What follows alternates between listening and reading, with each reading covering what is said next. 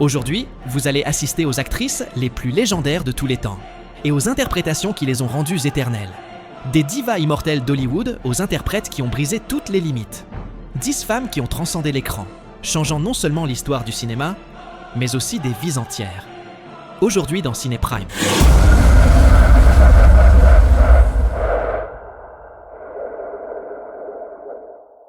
Isabelle Adjani est l'incarnation de l'extrémisme interprétatif, une actrice qui a poussé l'intensité émotionnelle vers des territoires inexplorés. Très jeune, elle éblouit avec l'histoire d'Adèle, et il devint vite clair qu'elle n'était pas une interprète ordinaire. Dans chaque rôle bat un volcan, un mélange de fragilité, de beauté et de déchirement. Lauréate de 5 Césars, Adjani a bâti une filmographie où l'humain et l'inhumain se confondent. Son regard à la fois glacé et à vif, sa capacité à déclencher hystérie et tendresse dans un même plan, en ont fait une figure irrépétable, capable de redéfinir ce que jouer au cinéma signifie. Dans Camille Claudel, elle montre la passion et la tragédie de la sculptrice marquée par l'amour et la folie, tandis que dans le Nosferatu de Herzog, elle déploie une aura fantomatique et fascinante. Mais il est un rôle où Isabelle Adjani a franchi les limites du jeu, au point d'en rester traumatisée pendant des années.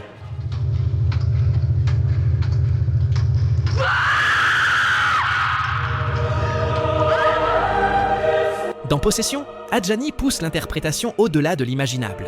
Son Anna, prise dans un mariage en ruine et une réalité qui s'effondre, est une descente brutale vers l'hystérie, la chair et l'inhumain. La célèbre scène du tunnel, où elle se défait en cris, convulsions et fluides, est l'une des plus extrêmes jamais filmées, une pure catharsis à l'écran. Adjani ne joue pas, elle se déchire, se détruit face à la caméra. Ce qu'elle transmet n'est pas seulement la folie, mais une douleur cosmique, inexplicable. Ce risque absolu, cet abandon sans réserve, font de son travail dans Possession l'interprétation la plus intense et la plus perturbante de l'histoire du cinéma. Si vous voulez mesurer à quel point ce rôle a détruit sa vie, je vous invite à voir ma vidéo sur 10 interprétations qui ont détruit la vie de l'acteur. Nastassja Kinski est l'un des visages les plus hypnotiques et mystérieux qu'ait donné le cinéma européen des années 70 et 80. Fille de l'imprévisible Klaus Kinski, elle s'est forgée une carrière propre, marquée par la profondeur, la mélancolie et une beauté presque irréelle. De muse de Polanski à collaboratrice de Francis Ford Coppola et, surtout, de Wim Wenders, Kinski a composé des personnages chargés d'innocence et de désir, de fragilité et de magnétisme. Sa présence à l'écran n'était pas seulement interprétative, mais émotionnelle. Elle avait le pouvoir de transformer chaque geste en poésie et chaque silence en plaie ouverte. Dans La Féline, Kinski incarne l'érotisme et l'ombre d'un désir interdit. Dans Tess, elle donne vie à une jeune femme vouée à la tragédie, avec une profondeur, une fragilité et une force désarmante. Mais il est une interprétation où Nastassja Kinski a mis son âme à nu, livrant l'une des performances les plus humaines de l'histoire. He ran until the sun came up, and he couldn't run any further. Dans Paris, Texas, elle atteint le sommet de son art. Jane est le cœur invisible du film, un spectre qui vit dans la mémoire et la douleur de Travis. Son apparition tardive, dans la scène de la cabine, est l'un des moments les plus intenses de l'histoire du cinéma. Derrière la glace sans teint, avec des larmes retenues et une voix brisée, elle transmet tout ce qu'elle n'a jamais pu dire.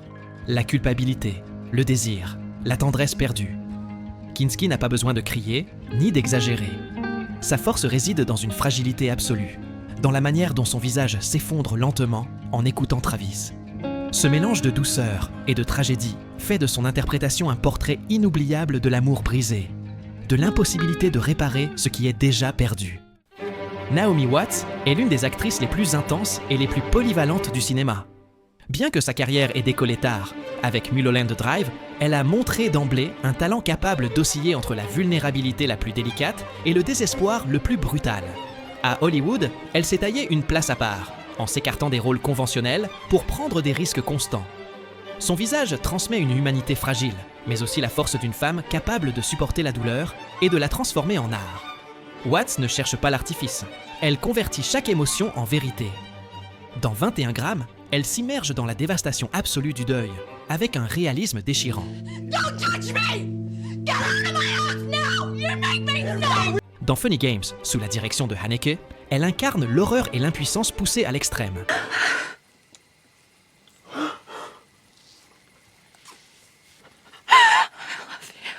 Mais il est un rôle où Naomi Watts a interprété deux personnages opposés, révélant une dualité si troublante qu'elle a changé à jamais la manière d'envisager le jeu au cinéma.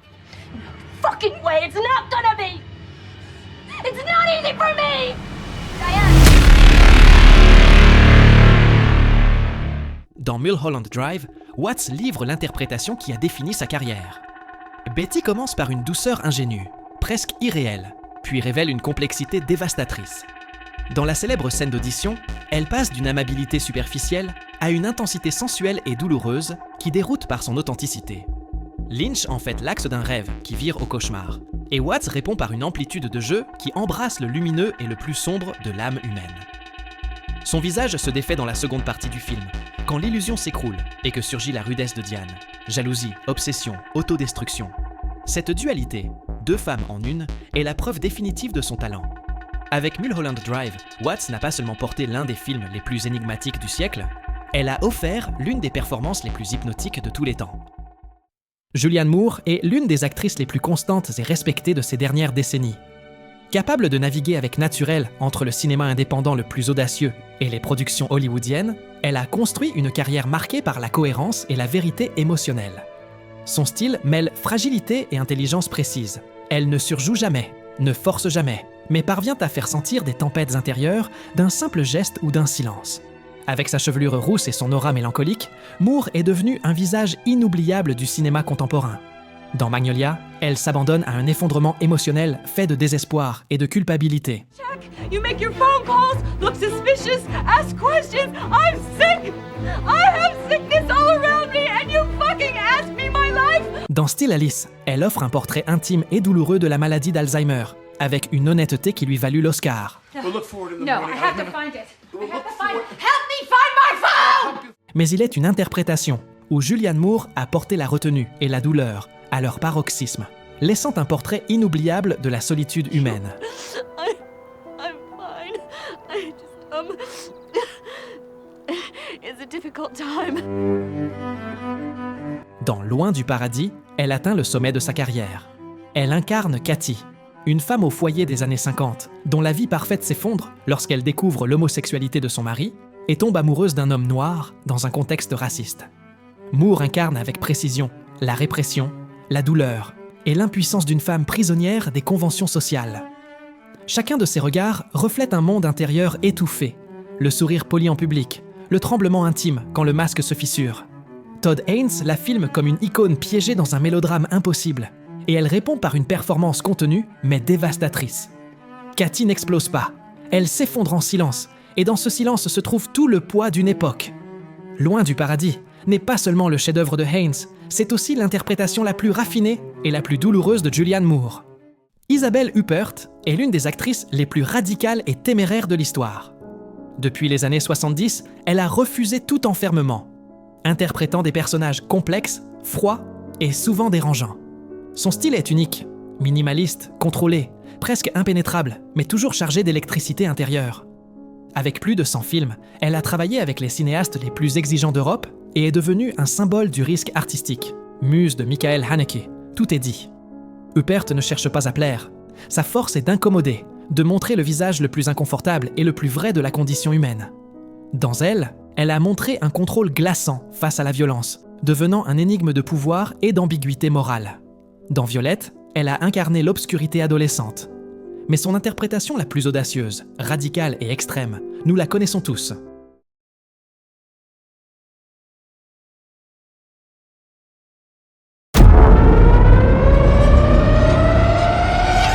Dans La pianiste, Isabelle Huppert livre l'interprétation la plus extrême et la plus courageuse de sa carrière. Son Erika Kohut, professeure de piano rigide et disciplinée, coincée entre une mère possessive et ses propres perversions sexuelles, incarne la répression et l'autodestruction avec une précision glaçante. Regard distant, corps tendu, gestes mesurés, tout traduit un monde intérieur ravagé. Haneke bâtit un environnement clinique et cruel, et Huppert s'y abandonne sans concession, montrant des scènes d'humiliation et de désir qui franchissent toutes les limites. Ce qui impressionne, ce n'est pas seulement sa bravoure, mais sa cohérence. Elle ne se trahit jamais, n'exagère jamais. Son Erika est froideur et douleur, désir et condamnation. Avec cette performance, Huppert a redéfini la notion de risque au cinéma, laissant l'un des portraits psychologiques les plus perturbants et mémorables de tous les temps. Cate Blanchett est l'actrice la plus complète de notre époque. Dotée d'un registre infini, elle peut se transformer en figures historiques, reines, artistes ou femmes ordinaires dévastées par la vie, toujours avec une précision chirurgicale. Son regard perçant et sa voix assurée lui donnent une aura de pouvoir. Mais ce qui la rend unique, c'est sa capacité à désarmer cette force et à montrer la fragilité dans le même instant. Elle a collaboré avec certains des réalisateurs les plus prestigieux, et chacune de ses apparitions ressemble à une leçon de polyvalence. Dans Elizabeth, elle brille en jeune reine déchirée entre pouvoir et sacrifice. Dans Aviator, elle incarne Katharine Hepburn avec une perfection qui lui valut l'Oscar. Can't you eat ice cream from a bowl like everyone else in the world? Et il est une interprétation où Cate Blanchett a touché la limite même de l'autodestruction. Can we get the waiter, please? I think I need a drink. Waiter, this again. Right away, thank you. Dans Blue Jasmine, elle offre l'une des performances les plus impressionnantes de l'histoire récente du cinéma. En Jasmine, femme de la haute société ruinée après avoir tout perdu, elle construit un portrait foudroyant de la fragilité humaine. Son jeu oscille entre sophistication superficielle et effondrement émotionnel absolu. Chaque regard perdu, chaque geste tremblant révèle une personne coincée entre arrogance et ruine intérieure. Blanchett transforme ses monologues en petites tragédies modernes, où déni et désespoir s'entrelacent. Woody Allen lui laisse l'espace pour se désagréger à la caméra, et elle exploite chaque seconde pour montrer une chute dévastatrice vers la solitude et la folie. Blue Jasmine ne lui a pas seulement valu un deuxième Oscar. Le film a confirmé que peu d'actrices sont allées aussi loin dans l'art de l'autodestruction. Ingrid Bergman est l'un des visages éternels du cinéma. Dès son irruption à Hollywood dans les années 40, elle devient une icône de pureté, de sensibilité et de force intérieure. Son style naturaliste contrastait avec le dramatisme de l'époque, apportant une vérité émotionnelle qui la rendit unique. Avec son regard lumineux et une honnêteté presque désarmante, elle sut transmettre autant la tendresse que le tourment. Lauréate de 3 Oscars, elle a travaillé avec Hitchcock, Rossellini ou Ingmar Bergman, s'imposant comme l'une des actrices les plus influentes et les plus mémorables de tous les temps. Dans Les Enchaînés, elle a montré une vulnérabilité magnétique sous la direction d'Hitchcock, tandis que dans Casablanca, elle est devenue l'incarnation même de l'amour impossible, avec un regard déjà inscrit dans l'éternité. Mais dans l'une de ses dernières prestations, Ingrid Bergman a montré la vérité la plus crue de sa vie et de son art. Människor som du är livsfarliga. Ni borde spärras in och oskadliggöras. Dans Sonate d'automne, elle livra peut-être l'interprétation la plus intense et la plus dévastatrice de sa carrière. Dirigée par Ingmar Bergman, elle joue Charlotte, célèbre pianiste qui retrouve sa fille après des années d'absence. S'ensuit un duel émotionnel où chaque reproche et chaque silence coupent comme des lames. Ingrid incarne la froideur, l'égoïsme et la vulnérabilité d'une mère face aux blessures irréparables du passé. Son visage, marqué par la maturité et la fatigue, reflète une femme partagée entre la gloire artistique et l'échec intime. Face à Liv Ullmann, elle construit des scènes d'une tension insoutenable, où le masque de grandeur s'écroule pour révéler la culpabilité et la douleur. Avec Sonate d'automne, Ingrid Bergman a clos sa carrière cinématographique par un chef-d'œuvre absolu, prouvant que la grandeur peut aussi résider dans la nudité émotionnelle la plus brute. Bette Davis fut l'actrice la plus féroce de l'âge d'or d'Hollywood. Avec son regard perçant et sa voix inconfondible, elle a rompu avec le modèle de femme décorative pour imposer un style radicalement différent, intense, autoritaire, plein de vérité. Lauréate de 2 Oscars et vedette de plus de 100 films, elle est devenue une icône d'ambition, de force et de rébellion. Son héritage ne fut pas seulement de jouer, elle a redéfini ce que signifiait être actrice à Hollywood, s'opposant aux studios et créant des personnages inoubliables qui ont marqué l'histoire du cinéma. Dans Eve, elle a créé Margot Channing, l'une des figures les plus iconiques et acérées jamais écrites pour une actrice. Fasten your seatbelts. It's going to be a bumpy night. Pourtant, il est une performance où elle s'est donnée sans se soucier de son image, pour créer l'un des personnages les plus troublants du cinéma.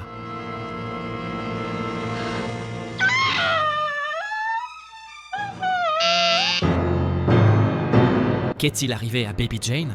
Bette Davis s'est livrée à l'interprétation la plus extrême et terrifiante de sa carrière. En ex-enfant star déchu, enfermée dans le ressentiment et la folie, elle a composé un personnage à la fois grotesque et tragique. Son maquillage outrancier, son rire déformé et ses gestes théâtraux cachent une douleur profonde, celle de quelqu'un qui n'a jamais pu fuir son propre échec. Face à Joan Crawford, dans un duel légendaire à l'écran et en dehors, Davis a fait de Jane Hudson un monstre inoubliable, capable de susciter à la fois répulsion et compassion. Ce mélange d'histrionisme et de vérité l'a conduite à signer l'une des prestations les plus audacieuses et perturbantes du Hollywood classique, preuve définitive que Bette Davis n'était pas seulement une grande actrice, mais une force indomptable.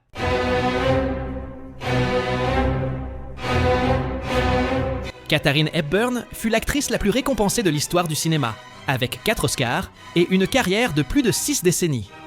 Rebelle, intelligente et charismatique, elle a défié Hollywood par sa personnalité indomptable et un jeu mêlant naturel et puissance irrésistible. À une époque où les femmes étaient reléguées au second rôle, Hepburn s'est imposée comme protagoniste absolue, créant des personnages complexes, spirituels et pleins de caractère. Sa voix grave, son regard ferme et son ironie en ont fait une icône qui a redéfini la figure de la femme à l'écran. Dans L'Impossible Monsieur Bébé, elle a brillé en comédie, révélant un talent aussi agile que sophistiqué. Dans Indiscrétion, elle a conquis par un mélange unique d'esprit, de classe et de vulnérabilité. Mais il est un rôle où Katharine Hepburn a déployé toute sa grandeur, livrant l'une des prestations les plus puissantes jamais vues. No, you don't. I want to die. I'll hold you. Henry, I want to die. Ellen, I want to let die. me hold you. Dans Le Lion en hiver, elle offre l'une des interprétations les plus légendaires de l'histoire du cinéma. En Aliénor d'Aquitaine, elle affronte Peter O'Toole dans un duel de dialogue et d'émotion d'une pure électricité. Hepburn transforme chaque réplique en dard, chargée d'ironie, de rancœur et de passion, montrant la ruse d'une reine et la douleur d'une femme trahie. Sa capacité à osciller entre tendresse et cruauté, entre sarcasme et tragédie, fait de son Aliénor un personnage d'une profondeur inépuisable. La chimie avec O'Toole convertit le film en champ de bataille émotionnel, où chaque regard tranche comme une épée. Avec ce rôle, Hepburn a remporté son 3e Oscar et prouvé que son règne au cinéma ne souffrait aucune comparaison. Elle était, et demeure, une force de la nature. Meryl Streep est la meilleure actrice de tous les temps. Pour beaucoup, elle surpasse même Marlon Brando et Daniel Day-Lewis. Avec plus de 20 nominations aux Oscars et une carrière de plus de 4 décennies, elle est devenue synonyme d'excellence interprétative. Sa capacité caméléonique lui permet de disparaître dans n'importe quel personnage, qu'il s'agisse d'une femme brisée par la douleur, d'une figure historique ou même de rôles légers. Sa technique est irréprochable, mais ce qui la distingue vraiment, c'est son humanité. Chaque regard, chaque inflexion de voix transmet une vérité inébranlable. Streep n'a pas seulement fait l'histoire du cinéma, elle est devenue l'étalon auquel on mesure le jeu d'acteur. Dans Silkwood, elle a montré la crudité et la vulnérabilité dans un rôle politique et profondément humain.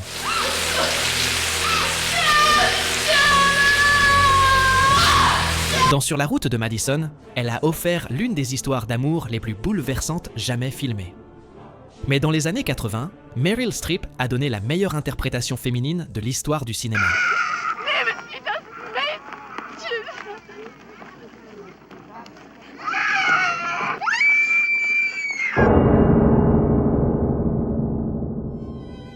Dans Le choix de Sophie, elle a atteint un sommet que peu d'acteurs ont effleuré.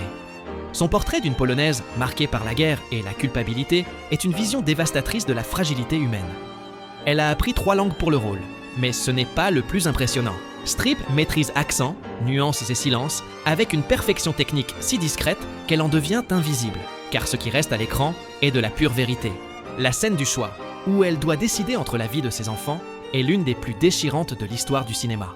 Sans artifice, seulement une douleur insoutenable faite chair.